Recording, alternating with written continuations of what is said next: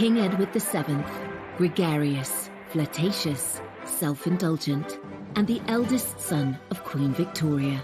He was a big person, and he liked being quite debonair. He knew exactly what to say to people. He had a reputation for being able to put people at their ease. He dragged the United Kingdom out of the Victorian era into a shiny new century and inspired the Edwardian age. He's like a great big sunburst. This was Britain at the heart of a very, very wealthy empire. The Edwardians enjoyed a golden era. It is a time of great privilege and luxury. But no one ever thought Edward would be a success. They had very low expectations of him as a potential king. As king in waiting, he was written off as a useless philanderer with a long-suffering wife. The Prince of Pleasure, or Edward the Caresser. He does have lots and lots of affairs, lots of girlfriends. In this programme, we reveal the full extent of his scandalous private life.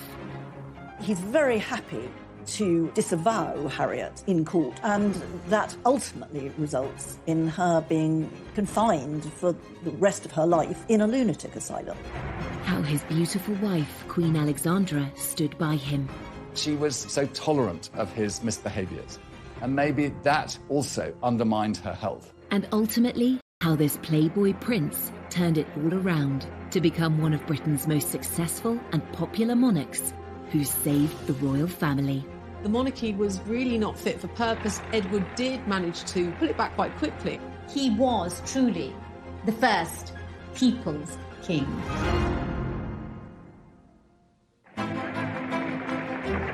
London, the 9th of August, 1902.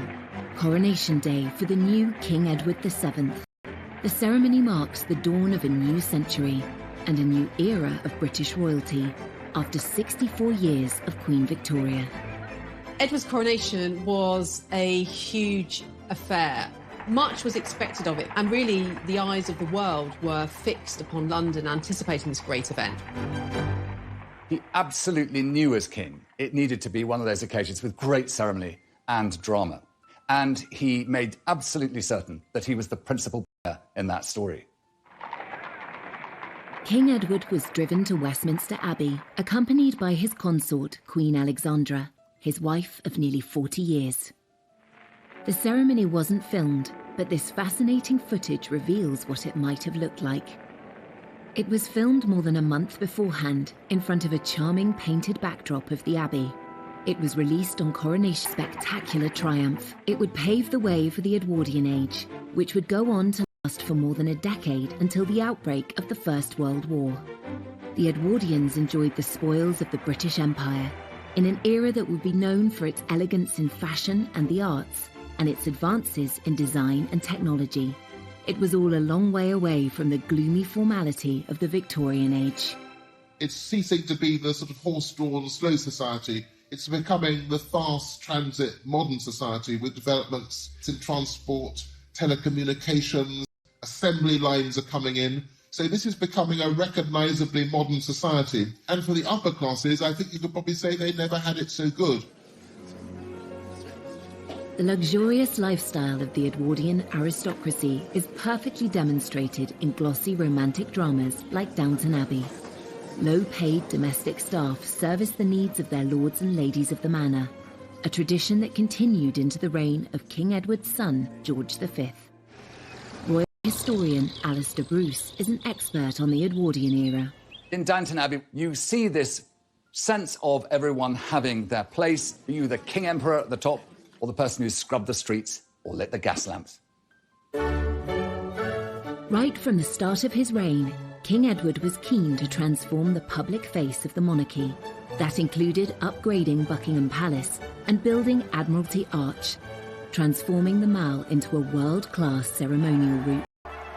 The royal pageants we know today, the weddings, jubilees and flypasts, all have their roots in the plans of Edward VII. Going under Admiralty Arch down towards Buckingham Palace. All of that, in a way, was being constructed in this period and sort of being presented as something that had happened from time immemorial. King Edward's mother, Queen Victoria, was rarely seen in public. She had spent much of the last 40 years of her reign in mourning for her husband, Albert.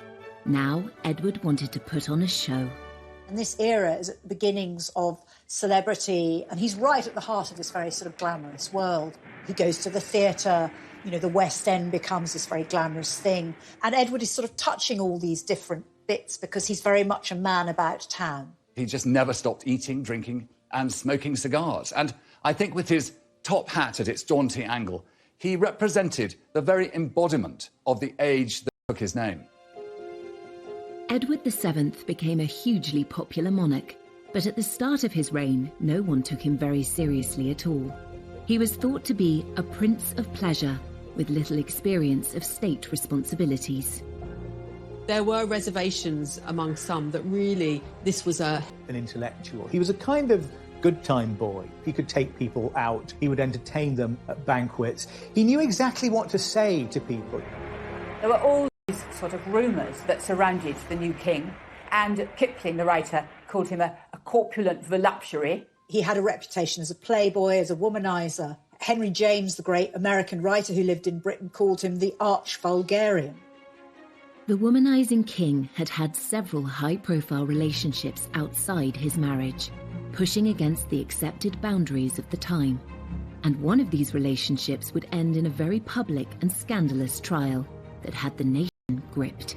Lady Morden was sectioned, effectively. She was declared mad. Her own family say, oh, she's mad, and they put her in a loony bin.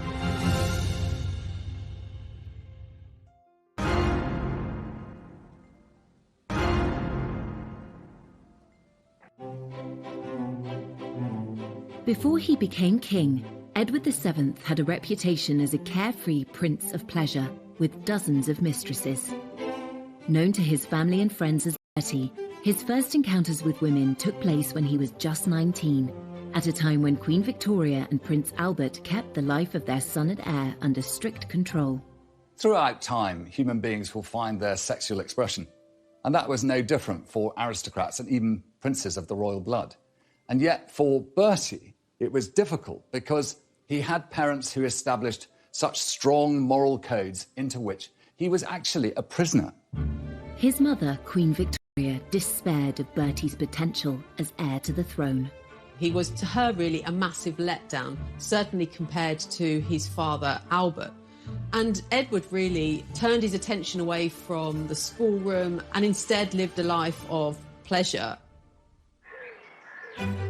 At the age of 19, in a break from his studies at Cambridge, Bertie was sent to train with the Grenadier Guards in Ireland. The Queen thought this might knock a sense of duty into him.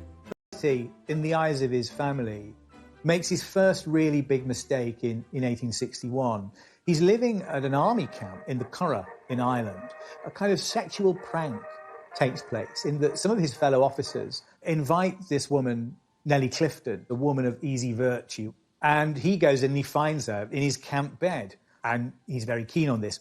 And I remember when I was researching this and looking at Bertie's diaries, there's an entry around his time at which he says, NC first time, NC is Nellie Clifton, NC second time, NC third time. There was absolutely no question that the young prince slept with Nellie Clifton.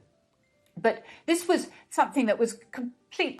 It was only natural that his fellow brother officers would give him the chance to discover his sexual identity too.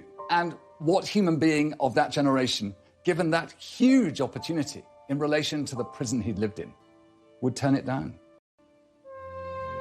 When Victoria and Albert found out, they were appalled and urged Bertie not to be tempted by women. They were also trying to arrange his marriage to Princess Alexandra of Denmark. Albert dreaded the effect of what he called Bertie's fall from grace on their wedding plans. With this incident, it was his great worry that the future king of Denmark would not allow his daughter, Princess Alexandra, to marry a broken prince. Albert needn't have worried. Bertie's engagement to Alex went ahead without difficulty. Living in different countries meant they barely got to know each other before their marriage. And they met for the first time in the Cathedral of Speyer, near Heidelberg. They got on very well. But of course, the wedding itself had to wait several years because she was young. Alex was 16 at the time, the sweet-natured oldest child child of Prince Christian of Denmark. She was famously gorgeous. She was very lively. She wasn't particularly bright or well-educated, but she loved having a good time, and she rode a horse beautifully. She was a lot of fun to be with. They married 2 years later in 1863 and were very much in love. Bertie was faithful to Alex at the start, and she had no idea he had a roving eye. But he was soon meeting other women, at first out of her sight in the brothels of Paris. He does have lots and lots of affairs, lots of girlfriends. Even after he gets married, he had a tremendous reputation in Paris for visiting brothels and going to the theatre and having affairs with opera singers and actresses. In Bertie's social circle, adultery was really a sort of recognised sport. Bertie may have thought, well, you know, they're all at it, why on earth shouldn't I? Bertie's adventures in Paris began in 1864 when he was 23, just a year after his marriage to Alex. We know that he went to a very classy brothel called Le Chabonnet. Our knowledge about this mainly comes from later years, when the fixtures and fittings of this very fancy brothel were sold off, and certain kind of objects become associated with Bertie. The prince is said to have used this chair to entertain 2 women at once. But this is a kind of 2-level construction. It has a kind of a platform at the top and a platform at the bottom, and it has handles. And it's quite hard, to be absolutely frank, to work out quite what you would do on this. It's believed Bertie also enjoyed the use of this silver swan Filled with champagne to entertain his ladies. Bathing in champagne seems a bit like the idea is probably better than the execution. Bertie may have pulled off these escapades in France without the knowledge of his wife or his controlling mother, but he had other relationships closer to home, which soon came to their attention. It's very hard to know how many mistresses Bertie had. There's hardly any letters, any correspondence from women is preserved in Bertie's papers. And this makes it very difficult to trace the exact nature of his relationships with all the women who were named. Bertie's favourite women came from aristocratic and celebrity backgrounds. He would meet them at society dinners, dances, and even at the theatre. We know he had very much a soft spot for Wagner, but we also know that he liked a more kind of rumbustious sort of theatre, the sort of theatre in which people showed their legs.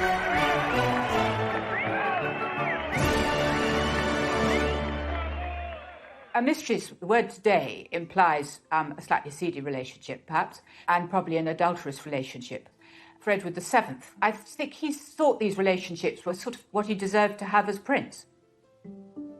One of Bertie's best-known lady friends was Lily Langtry. He met her at a dinner party in 1877 when he was 35 and she was 23. She launched her acting career off the back of her friendship with Bertie. Lily Langtry was this married woman from Jersey whose father was a cleric. She arrived in London with her husband and very soon seemed to have charmed all of London society, including the Prince of Wales, who couldn't get enough of her. He showered her with very expensive gifts. They went to a party on board a ship, and the captain, for a joke, filled the cabins with laughing gas. And you can imagine that was a rather riotous occasion. When Lily wrote her memoirs, she played up her role as a royal mistress. But Bertie's surviving letters and diaries offer no evidence of a physical relationship. Really, a break came between them when she put a spoonful of strawberry ice down the back of his neck in public. And that was a line that she crossed, and the relationship really cooled after that.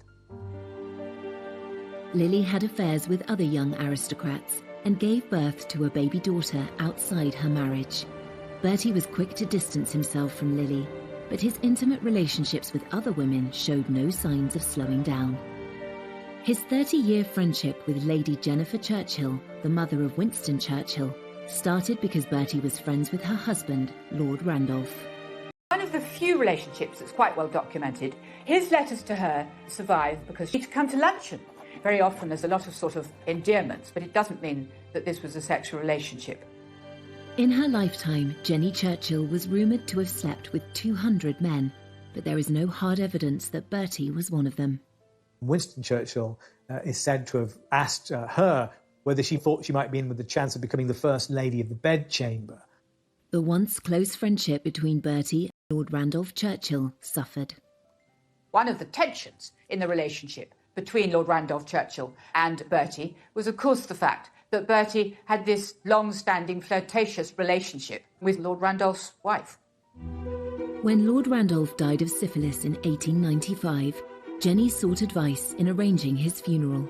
Among those she turned to was Bertie's wife, Princess Alexandra. Some of Bertie's mistresses were not unknown to Alexandra.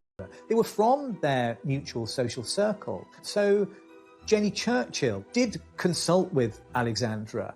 This was about protocol, but it certainly shows this extraordinary attention at this time for preserving appearances.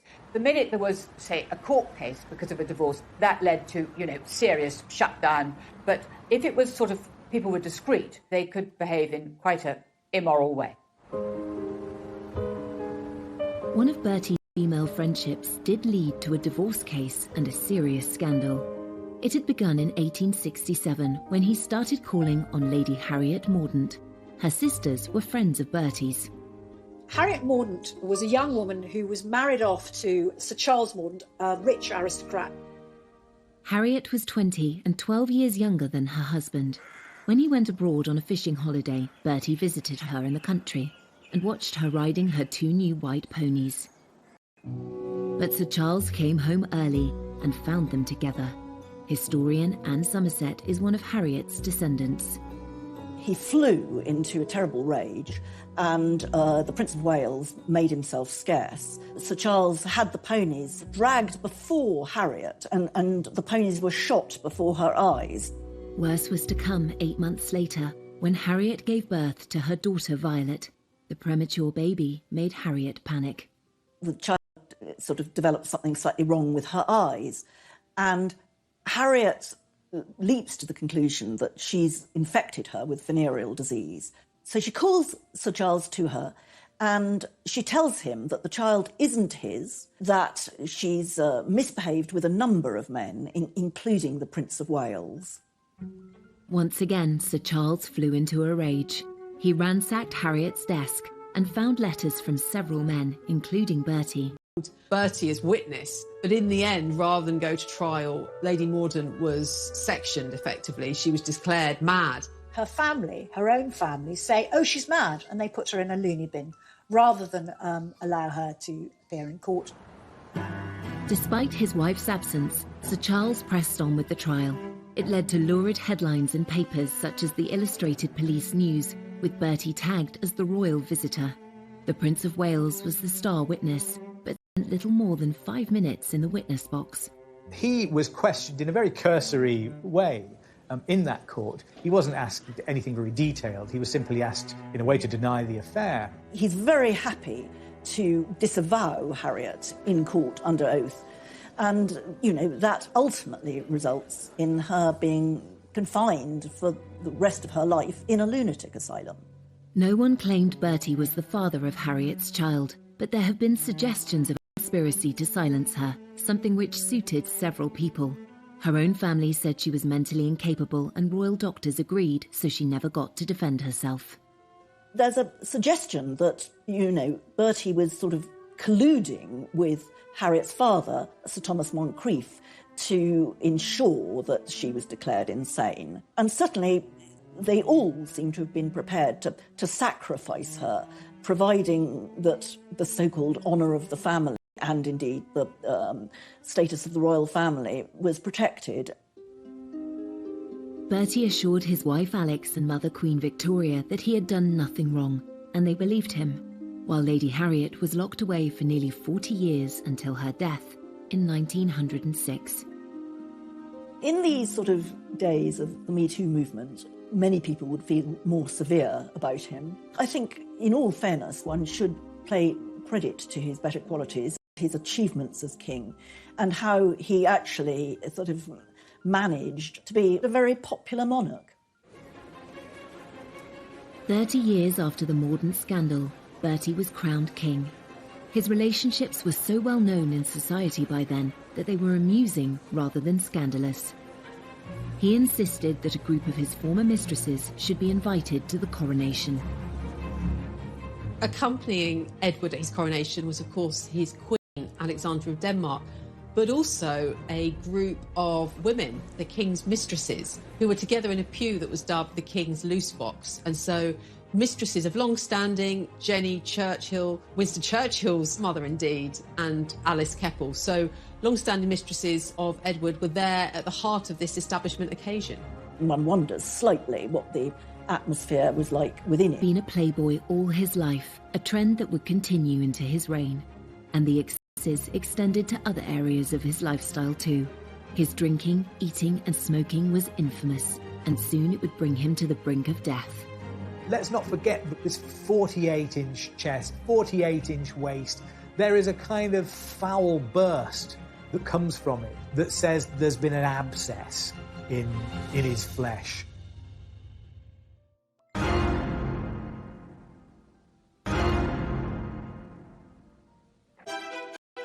Edward VII spent more than 2/3 of his life with Alexandra of Denmark, his wife and queen consort. At the age of 18, Alex took part in an arranged marriage with the rebellious and hedonistic Prince Edward, who had grown up starved of affection by his strict parents. I think it's quite clear that Bertie turned out the way he did because he felt neglected and unloved at home. He had so little love in his family that he went out of his way to find affection outside. Alex tried her utmost to be the love of Bertie's life, but when he needed more than she could provide, Alex found ingenious ways to ease the heartache it caused her. There's something about the nature of that marriage that in part explains why he was never faithful to her, because it was one that was in essence imposed upon him. But it was advertised as a love match. Alex was 3 years younger than Bertie. He first saw her photo in 1861 when she was 16. Her father, Prince Christian, was heir to the throne of Denmark. They lived in a palace in Copenhagen. Alexandra made her own clothes as a child. She shared a bedroom with her sister into her teens. There are stories about her recycling her clothes as furniture covers. Can't really imagine Queen Victoria doing that. They were very fond of each other, and they were also very active. Alexandra's father made them all do kind of, I think, what you call calisthenics now. You know, they had to kind of go outside and jump and do star jumps. Bertie and Alex's wedding took place under a cloud. His father Albert had died and Queen Victoria was in mourning. She insisted the ceremony should take place in Windsor.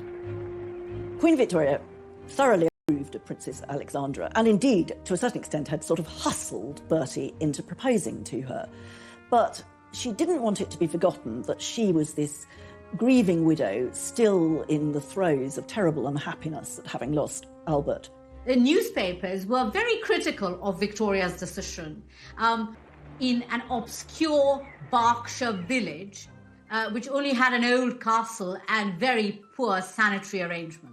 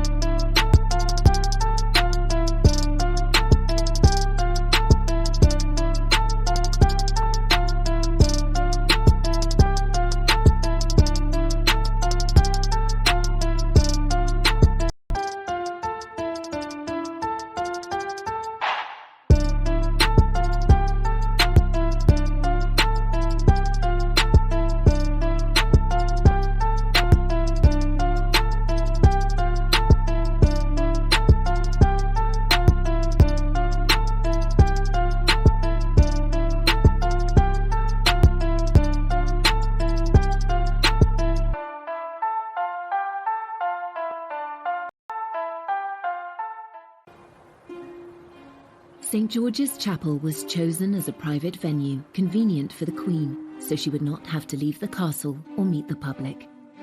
Victoria sent word that the guests and bridal party should dress in colours of mourning. At least Alex was allowed to wear white. There's a great painting by Frith in which you see the married couple, and then above there's a sort of box in the wall where the Queen stands and all the light is on the Queen. The Queen's grief also taints the wedding photographs. She insisted that a bust of Albert should join them while she sat between the married couple. Albert has to be brought into the photograph. It's like a kind of Weekend at Bernie's thing, isn't it? His corpse is almost in that photograph with them. Having cast a shadow over Bertie and Alex's wedding, the Queen would exert a similar controlling grip over their marriage. Though he loved his mother and wanted to please her, Bertie struggled to find a role for himself. She tries very hard to stop them from having dinner parties and tells them they shouldn't be going out, and that when Alexandra has her period, Queen Victoria wants to know about it and she shouldn't be going out. On her son and her daughter-in-law, and she refused to kind of give him access to cabinet papers. She really didn't want him to step up and play a role. There was the thought that Edward would, if he was given responsibilities, he wouldn't necessarily stick to them, or he would go off partying, or he'd show the papers inappropriately to other people. With no immediate royal duties to take up after their wedding, Bertie and Alex moved into Marlborough House on London's Pall Mall, a stately home less than a mile from Buckingham Palace. The young couple became the toast of high society. When Bertie and Alex sort of plunged themselves into the social world, it was very exciting. Invitations to Marlborough House were hotly coveted. The Marlborough set are the people associated with them. There's a sort of frat house kind of atmosphere, I think. Everybody stays up late, they play billiards, they drink quite a lot. Bertie and Alex were London's most fashionable couple, and Alex soon established herself as an influencer. Society women rushed to follow her example. Alexandra had an incredibly good figure, and she loved clothes, and she had a natural sense of what looked good. She popularised jewelled chokers or multiple strings of pearls or diamonds, but actually that was to hide a scar on her neck. But she looked so attractive that other ladies adopted the whole fashion, and that became all the rage. Alex also had a positive influence on the reputation of the royal family. She was a person who worked through persuasion rather than by aggressive argument, but she found ways of getting her own way. Alex was soon boosting the royal couple's reputation around the world. When they visited Egypt and Turkey, she was paid a great honour by one of the world's most influential leaders. One of the great powers at the time was the Ottoman Empire. And of course it was Muslim at heart, and the Sultan who ruled it was one who observed all those ancient strictures of his faith. And yet a very special opportunity was given to Alexandra to be his guest for dinner. Now, this was incredibly rare. It was actually unheard of. And yet, because I think she had set such a fine example, she was always so adroit in her behaviour, and she was always so poised, that the Sultan expressed his own affection for the United Kingdom and the power of the British Empire by giving this very single privilege. The Prince and Princess of Wales had 6 children, 5 of whom survived into adulthood.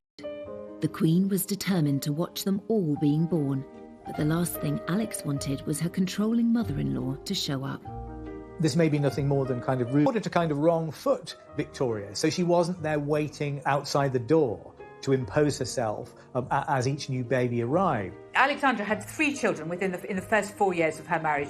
They weren't perfect pregnancies at all. I mean, her first child, Eddie, was 2 months premature, and her third child, Louise, was born when herself was ill. At the time of Princess Louise's birth, Alex was so ill with rheumatoid fever that rumours of her imminent death began to circulate. The Times newspaper had to publish an official denial. The severe pain in her knees and legs meant she could only sleep with the help of opium or laudanum. Alex was also hard of hearing, and her illness made it worse. As Alex grew older, she was almost stone deaf. And she also had a limp, and she was therefore very conscious in public, and she couldn't sort of participate in, in Bertie's vigorous social life of dancing and parties. Alex was determined not to be overwhelmed by her health problems. Once she'd recovered and resumed her role as Bertie's rock, she found ways to create a rewarding social life that meant she could avoid his late nights out. She insisted on dancing. She was a great dancer. She was wonderful at waltzing. And she always danced with what came to be known as the Alexandra glide, which was keeping one leg straight. She developed a limp, but she limped so gracefully that other ladies actually sort of started copying her and affected a slight limp themselves. Alex preferred the quiet life at Sandringham to noisy London society. She loved Bertie, despite his affairs, and grew to accept the life he led in London with other women. Bertie couldn't manage without her and always went home to his wife and family. She was looked after by Bertie, and he was a devoted husband and father. It's difficult to know how accepting Alexandra was of Edward's philandering ways, and I think there is evidence to show that she came to a certain level of acceptance. And yet she was so tolerant of his misbehaviours. Maybe that also undermined her health. But together they were a great team. Queen Victoria may have supported Bertie in public, but thought his behaviour was not befitting of a future king. All his life, Bertie was a constant disappointment to his mother, except in the last moment before she died. She seems pleased to see him, and she speaks his name. So that, as far as we know, Bertie is the last word that Victoria spoke. And it's a kind of forgiveness, I think, perhaps, at the end. After nearly 60 years in waiting, Bertie, the Prince of Wales, was now King Edward VII. But his decades of smoking, drinking and overeating were quickly catching up with him. His doctors warned him that without urgent treatment, he might die in the middle of his coronation ceremony. There's a possibility that it's appendicitis, but once Treves cuts into the body, let's not forget this 48-inch chest, 48-inch waist, there is a kind of foul burst that comes from it that says there's been an abscess in his flesh. The nation, indeed the world, held their breath. In the end, the 40-minute procedure was successful. He sat up in bed, he emerged. In a way, this added to the sense of excitement and expectation. The coronation was delayed 2 months to allow him time to recuperate. King Edward VII was determined to drag Britain into the modern age, but not everyone was happy about it. Many British people who were quite restrained saw this old building that they loved turned into something like the interior of a French hotel. And that was probably quite surprising.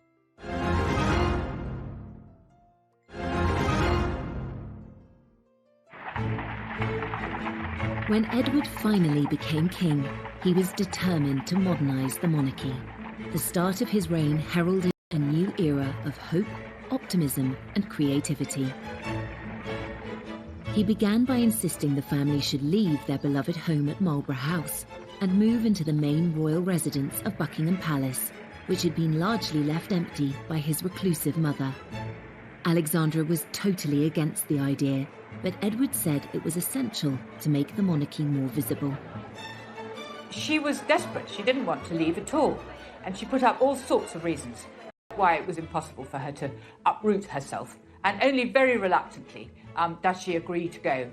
Buckingham Palace was full of junk, full of things that have just been clutter, full of, and everything terribly dirty. And the king wants to get rid of everything that reminds him of his parents, and then to redecorate it and to create a Buckingham Palace which will be an ideal backdrop for the ceremonial court that he intends to hold. Edward and Alexandra hired theatre designers and decorators to make the palace look more glamorous.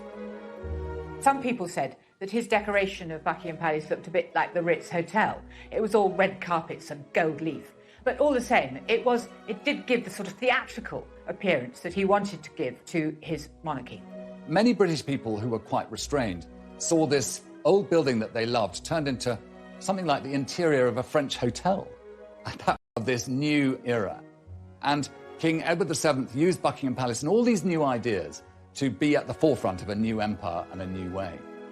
It really was a case of kind of recharging, rebooting the monarchy. And he really did hit the ground running. And it was about getting rid of the old and bringing in the new in many ways. He immediately shows that he's going to embrace a completely different style of kingship. You know, Queen Victoria had basically hidden herself away for decades, and she very reluctantly came out. He's like a great big sunburst, basically. He is bringing monarchy into the 20th century, and it's going to be visible, and it's going to be glorious and gilded and splendid. This ceremonial side of the monarchy was right at the top of Bertie's agenda. The opening of his first parliament in 1901 was the perfect occasion for him to create a public spectacle. This was a really important act because it marked a real break with what had happened under Queen Victoria. Queen Victoria, particularly in the last 40 years of her reign after Albert's death, very rarely opened Parliament. With Edward, all that changes. He goes to Parliament in a marvellous coach, wonderful horses. He's wearing, you know, all his sort of robes. Alexandra sitting next to him in mourning, but looking absolutely marvellous, as only she could do. When he gets to Parliament, the King reads the speech himself. And this is a very important sign that the monarchy is going to play this very sort of ceremonial position within the Constitution. So here we have him basically saying, you know, it's now different. I am going to be a very present kind of monarch. And yes, of course, he kind of cleared out some of the furnishings of Victoria, who, of course, you know, his mother, she's been queen for decades. So, you know, there was a lot of stuff to sort out. Totally unlike his excessively private mother, Edward wanted the public to see the changes he was making. Edward VII was perhaps the first monarch to realise the importance of not just doing the job, but being seen to be king, to be constantly in the public view, to be constantly photographed, which was now becoming possible. So his legacy, perhaps, was his understanding of the importance of being a king who could reach out to his people, who could be seen sort of driving in his car through crowds of people, waving and being amongst them. He was very conscious that he must show himself, be accessible to his people, and not hide himself away, as his mother had done all too often. The king needed to be seen, to be believed, and Imperial Britain felt that it needed spectacle to seduce the masses, really. These great state of events, which proliferate through the majesty of monarchy, are kind of reformulated at the beginning of Edward's reign. As Prince of Wales, Edward had already cultivated a reputation that was almost the polar opposite of his mother's. But as king, the traits which his mother had deplored in him, extravagance, lack of formality, became a real asset. I think there's one way in which you can really see Edward as embodying the spirit of his age, and that he is in a way a kind of anti-Victorian. That whole decade is shaped by the desire, I think, to put the 19th century behind it. There's a kind of disgust for the Victorian that is very apparent in the early years of the 20th century and became even greater later. And in a sense, that whole era is rebelling against Victoria, is trying to make a break with her, just in the way that he also tried to expunge the Victoria from his life once she departed the picture. Here was something new and a chance to be breaking free of all that constraint, all that endless British expectation of good behaviour. This was a new king who represented that burst of joy, burst of change, and opportunity for the aristocratic classes to have their great time in the sun. And the ebullience that had perhaps got him into trouble became the very element that made him the success he was. The king loved the new technology that was coming on stream, and he was personally involved in a major moment in international communication. When the first transatlantic radio message is beamed by Marconi, the sender is Teddy Roosevelt, the recipient is Bertie. That's part of the story of the special relationship, the fact that this Morse message goes across the Atlantic and goes from Roosevelt to Bertie. When he received a message from the President of the United States, it was the start of something exciting and new in the 20th century. And of course, he was the first great monarch of that century. This was also the era of the motor car, which gave individuals such freedom to roam. But this exciting invention was a status symbol that only the rich could afford. He was a great aficionado of it. He loved being driven around. I mean, they must have been terrible, smoky old things. But he was determined to represent the creative empire that he was king for.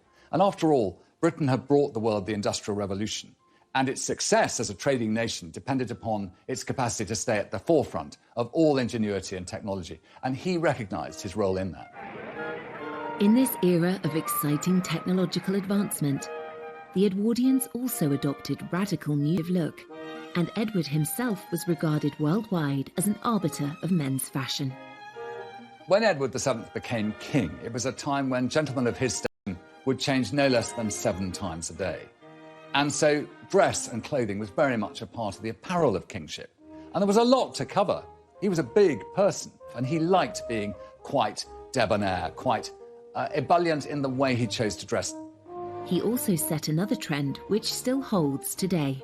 The tradition of having the lower button on a waistcoat undone. Again, that was Edward's invention as a product of his large stomach. It's still something that you're told to do if you get married in a suit from Moss Bros. And it's said that he's the founder of this tradition, and it's slightly a way of disguising the fact that his belly is kind of bursting through this garment. For the ladies, voluminous skirts were out, and the Gibson girl was in. Named after an American artist, this embodiment of the ideal Edwardian woman was slender, with an ample bosom and hips, and hair piled up on her head. It's a period of great change in women's fashions. That Gibson girl look, with the waistline going higher and the neckline going lower, and all of those enormous picture hats that would have been a great annoyance to anybody in the cinema, I think, or in the theatre. The actual materials that were being used to craft these fantastic ensembles was very much about creating a sense of richness. It is an era that really celebrated innovation in terms of fashion, using chemical lace, using machine-made objects, using garments that were made. It's really the beginning of the fast fashion era of mass manufacture, and so there's a great sense of new designers, new in all sorts of different ways, that punctuates it as a very exciting decade in fashion.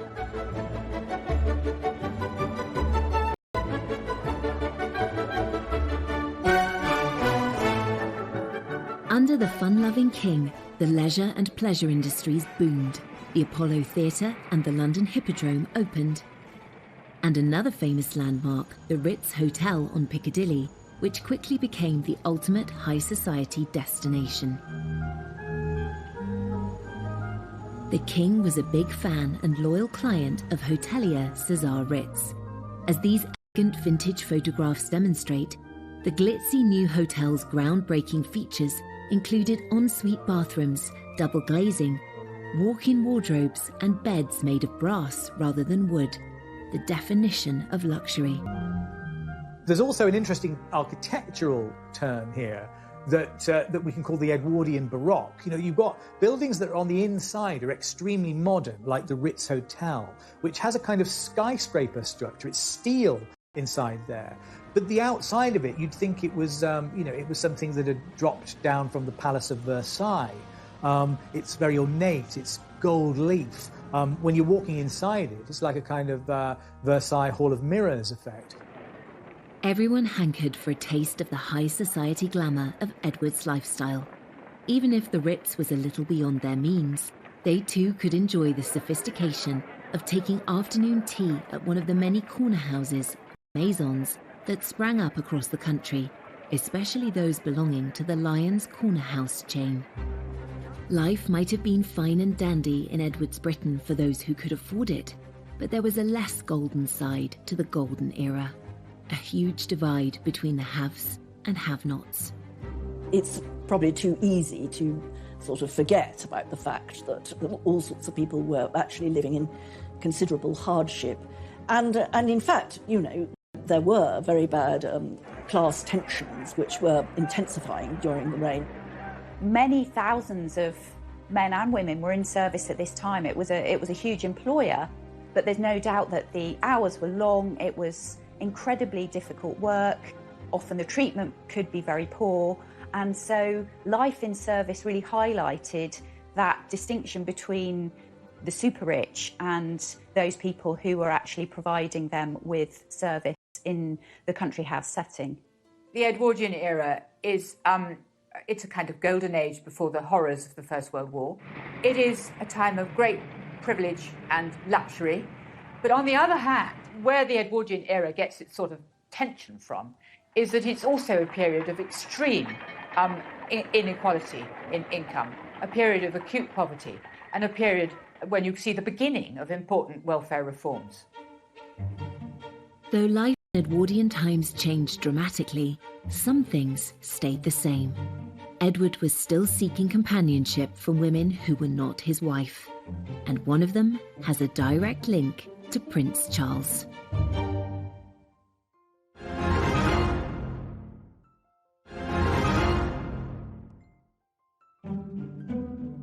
Bertie had strayed throughout his marriage, and that didn't change when he was king.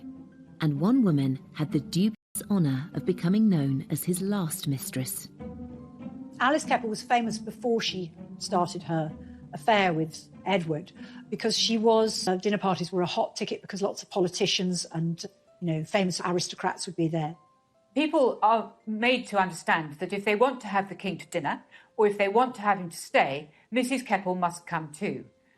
So she constantly accompanies him, and she has a very good effect on the king. She was able to put him in a good mood. If you wanted something out of the king, the best thing was to ask Mrs. Keppel, and she will get the right answer. She was witty, she was quick, she was interested in politics. She was able to act as a kind of bridge between the king and some of the liberal leaders with whom he didn't get on very well, people like Lloyd George. Basically, they both enjoyed being with each other. I don't think it was a very passionate affair, but it was a sort of, it was rather a grown-up relationship. Mrs. Keppel is very interesting because she is much younger than him, and the relationship is one of companionship and friendship. I don't think it is necessarily the same sort of sexually promiscuous relationship that he may have enjoyed in his youth. There's an interesting way that history repeats itself in the relationship between Bertie and Alice Keppel, because, of course, two direct descendants of those people are Prince Charles and Camilla Parker Bowles. Camilla, the current Duchess of Cornwall, happens to be the great-granddaughter of Mrs. Keppel. It says something about what I'm going to call a kind of class consciousness that goes down the generations here.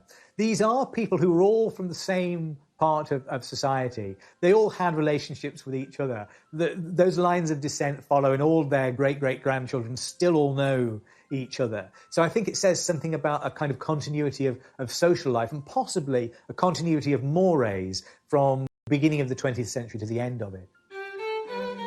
Two women played a crucial part in shaping the king Bertie became. Mrs. Keppel helped him to broker his relationships with the leading politicians of the day. Meanwhile, his wife Alexandra was by his side on big state occasions, helping him wow the crowds and also throwing herself into charity work. Alexandra was strong-minded, and she had a very strong sense of dress. And she also had a sense of theatre. The night that mourning for Queen Victoria was due to end, there was a court ball, and she was repeatedly asked if ladies were still expected to be in black. And she was very evasive. She managed not to give any sort of answer. So the lady guests took the decision to play safe and all came dressed in black. Suddenly the doors open and Alex enters looking sort of radiant, stunning, all in white with diamonds and sort of so bright plumage, whereas all the others were like sort of dowdy crows. Her lady-in-waiting described it as that she was shining like a star in the night sky, and it was a declaration of her prominence, that she was, compared to the London ladies, as she called them, she was the most prominent woman in the room. As Bertie continued being unfaithful to her, Alexandra found all manner of ways to communicate her displeasure. Alexandra was clever at managing Edward and punishing his indiscretions fairly subtly. She was deeply hurt and often humiliated by Bertie and his shenanigans, especially because it was impossible to keep it private. And one of the ways in which Alex responded to her husband's affairs was to take herself out of the picture almost completely. You know, she traveled to visit relatives in Denmark or Russia or traveled in the Mediterranean, making it very clear that she wanted to distance herself from her husband because she disapproved of his actions. And there was another surefire way to put him in his place. He's obsessed with punctuality, and she is constantly, blithely, infuriatingly late for everything. The idea of keeping a king waiting is completely unacceptable. But Alexandra knew exactly what she was doing, and she would appear looking absolutely wonderful, and the king would fume, and the point would be made. But despite the friction over his affairs, the relationship between Bertie and Alex had lots of strengths. There are plenty of eyewitness accounts of great fondness, almost a sort of jollity, really, going on between them. They enjoyed each other's company. They were good-humoured in each other's company. I think, in a way, it's a surprisingly functional relationship, given the circumstances, and a relationship of some complexity. There doesn't seem to have been much agony in it, if I can put it like that. Aside from her mischievous attempts to punish her unfaithful husband, Alexandra threw herself into charity work. Alexandra has an extraordinary sort of innate sympathy, a bit like Princess Diana. She was able to visit hospitals, to talk to everybody she could see, to shake people's hands, to cheer them up. She helped raise funds to fit out a hospital ship named the Princess of Wales that was used to bring back wounded soldiers from the Boer War. She brought a sense of responsibility and kindness to the monarchy. Queen Alexandra, in her own quiet and dignified way, which was compassion, that sense of the charitable, and the loving nature of a state that was in its own way becoming more liberal and more aware of those who needed help. The value that Alexandra brought as queen to her relationship with Edward as king cannot be underestimated, and in some ways she can be seen as his saving grace.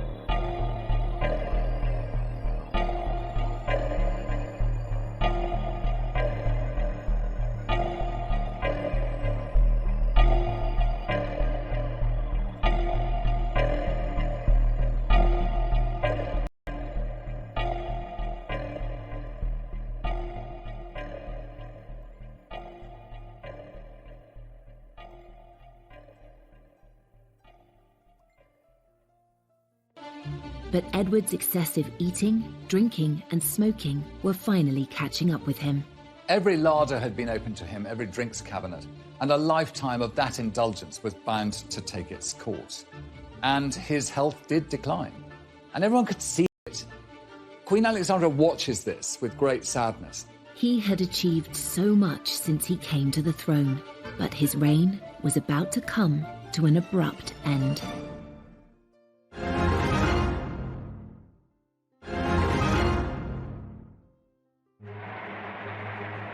Edward VII was the first king to foster a truly public persona and to be toppled from their thrones.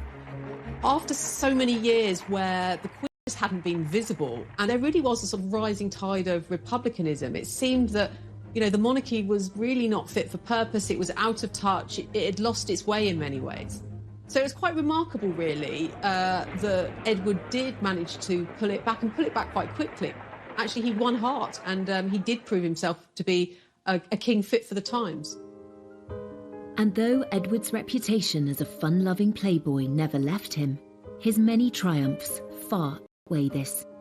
I think we remember Edward as a man overly devoted to pleasure, but there is a serious side to him that is neglected and unremembered.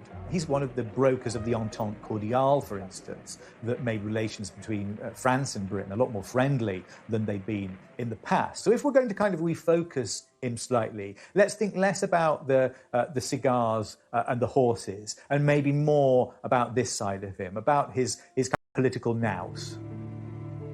And when Edward went on an official visit to India, he also demonstrated an enlightened outlook on race relations. He was deeply shocked by the behaviour of some of the British officials out there, and he came back determined that something must be done to stop the racist behaviour of the English against the Indians. He writes home to his mother that all the people in India would be far more accepting of our rule if he actually treated them with firmness but kindness, not with brutality. He had defied all expectations of him, particularly those of his mother, and he was determined to make sure he didn't make the same mistakes with his own children as she had with him. Edward sets about training his son up to be king. You know, he makes sure that George has a desk next to him. You know, he makes that part and parcel of what you do for an heir, is that you prepare them. Towards the end of 1909, Bertie's health was failing. He just won't look after himself. He goes on smoking cigars, he goes on eating huge amounts. He finds it harder and harder to walk. And, you know, basically his body gives out on him. Alexandra returned from a trip abroad to find him seriously ill. And on the 6th of May, 1910, Edward suffered a series of heart attacks. But even at this difficult time, the king's mistresses were never far away. Mrs. Keppel had a letter which the king had written to her, telling her that if ever he became ill or was on his deathbed, she produced this letter, and Alexandra, on the strength of this, allows Mrs. Keppel to come and say her goodbyes to the dying king. And Mrs. Keppel, when she saw him so ill, has a sort of hysterical fit, starts weeping and making a lot of noise and being very sort of what you don't want to have in a sick room. So she's bundled out of the room, and shortly afterwards the king dies. After he dies, Alexandra has his body laid out at Buckingham Palace for 8 days. His sudden death produces a sort of extraordinary, massive outpouring of public grief. The shops are all draped with black, people are in tears, and his son George makes the decision Edward VII should lie in state. And at Westminster Hall, his coffin lies, and for several days the crowds come filing past. You know, the queues go stretching right through the sort of streets of Westminster. People wearing black, people of all classes, you know, a lot of poor people, not just the rich and the privileged.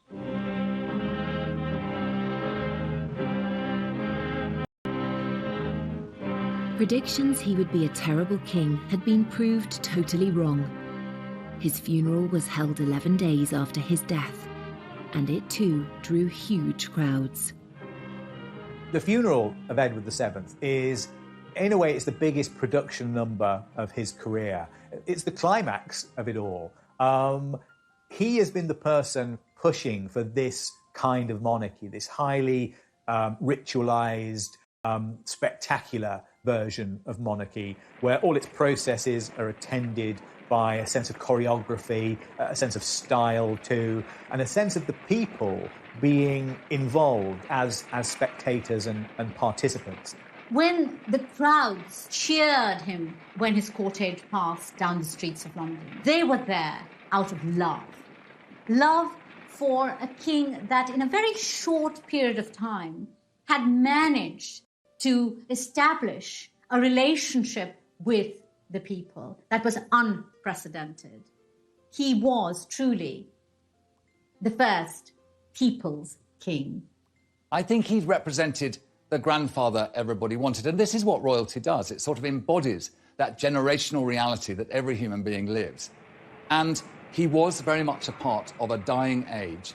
And with the death of the king, the joy and frivolity that he represented and embodied, I mean literally embodied, was seen to be vulnerable, mortal, and gone. Edward VII is remembered as a wise king and a great sportsman. The Edwardian era, like the Victorian era, has now become a legend. Had managed to create an entirely fresh new era, one that is still very much remembered and loved today.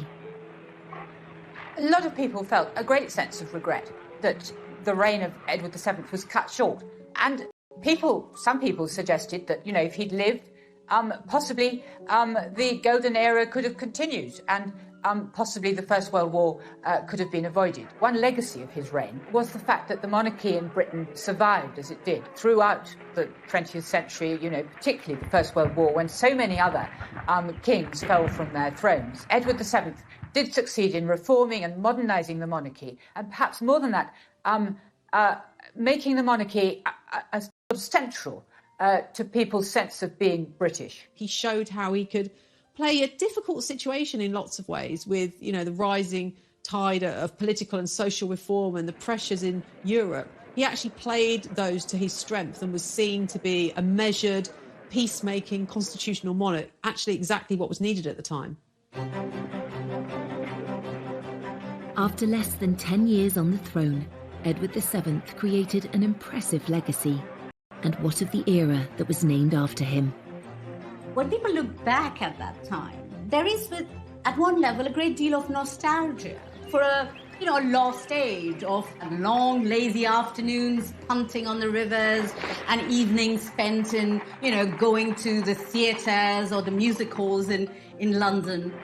He reigned during a remarkable period of flux, and it's left us with romantic impressions of high society living and a touch of bygone luxury that we all secretly long for.